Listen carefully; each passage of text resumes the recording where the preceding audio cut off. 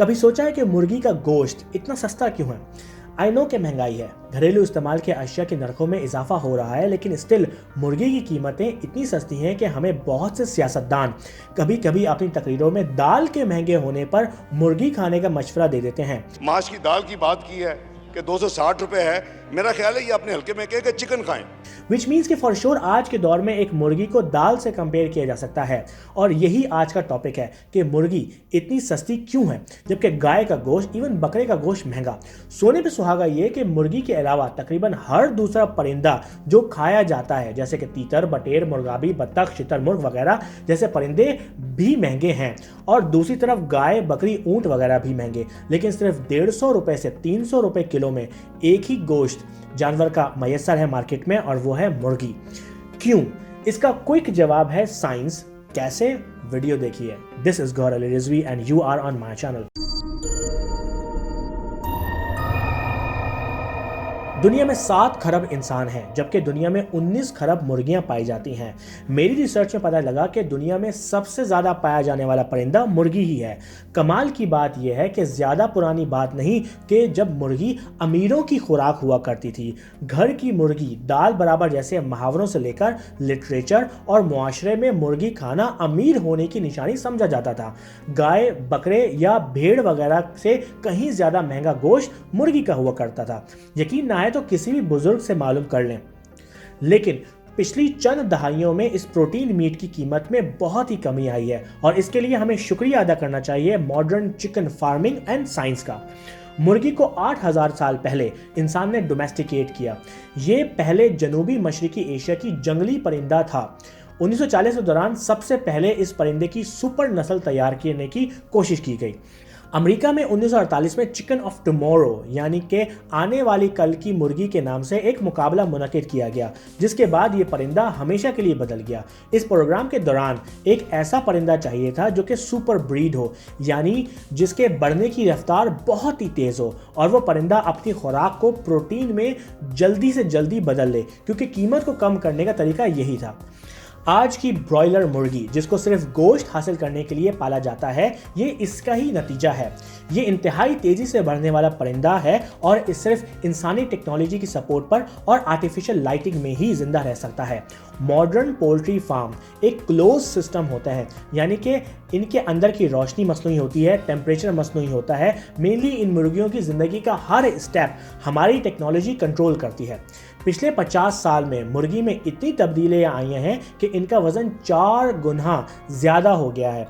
आप 1970 के दौरान अगर बाज़ार में मुर्गी लेने जाते थे तो 1 किलो वज़नी मुर्गी भारी तस्वुर की जाती थी।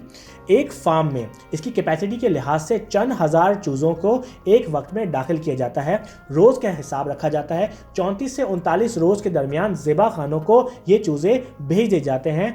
इसके बाद अगले 7 से 10 दिन तक इस जगह की सफाई और सुथराई की जाती है और अगली खेप तैयार की जाती है। ये काम एक छोटी सी जगह पर कर लिया जाता है और इसमें बहुत कम स्टाफ की ज़रूरत होती है। इसीलिए बिल गेट्स ने चिकन फार्मिंग को बहुत प्रॉफिटेबल करार दिया, जिसको पाकिस्तानी प्राइम मिनिस्टर इमरान खान ने भी इंडोर्स किया।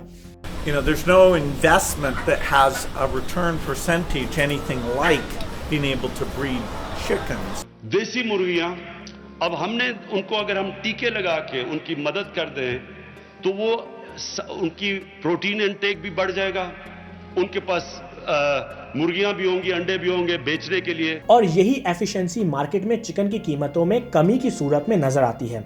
लेकिन जैसे जैसे कीमत गिरती है तो और ज्यादा लोग इसको अफोर्ड कर पाते हैं और मुर्गी की डिमांड और बढ़ जाती है।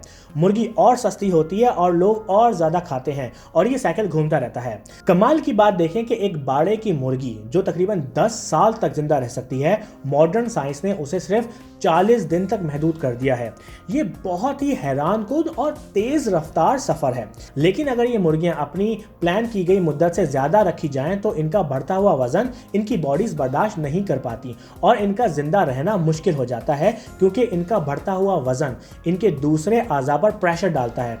इसके साथ साथ एक फार्म की मुर्गी एक ही जीन की होती हैं और एक ही खुराक खाती हैं, इसलिए ये बीमारियों के खिलाफ कुछ भी इम्यूनिटी नहीं रखती। अगर एक परिंदा किसी भी इन्फेक्शन का शिकार हो जाए तो उससे पूरी की पूरी खेप मुतासिर मुतासिर हो जाती है। और इसीलिए इस पूरे सिस्टम को इंतहाई क्लोज रखना पड़ता है ताकि कोई बैरूनी मुदाखलत ना हो। पोल्ट्री फार्म की दो और बड़ी इकसाम होती हैं, फ्री रेंज चिकन और organic chicken. Free range chicken में मुर्गियों को कुछ भागने और दौड़ने की आज़ादी होती है, और ऑर्गेनिक चिकन जिसमें उनको सिंथेटिक यानी कि मसनूई खुराक नहीं दी जाती। फ्री रेंज चिकन की ज़िंदगी कम से कम 56 दिन तक की होती है, जबकि ऑर्गेनिक चिकन की ज़िंदगी 81 दिन, जबकि नॉर्मल पोल्ट्री में 35 से 40 दिन के दरमियान ही मुर्गियां रेडी हो जाती हैं।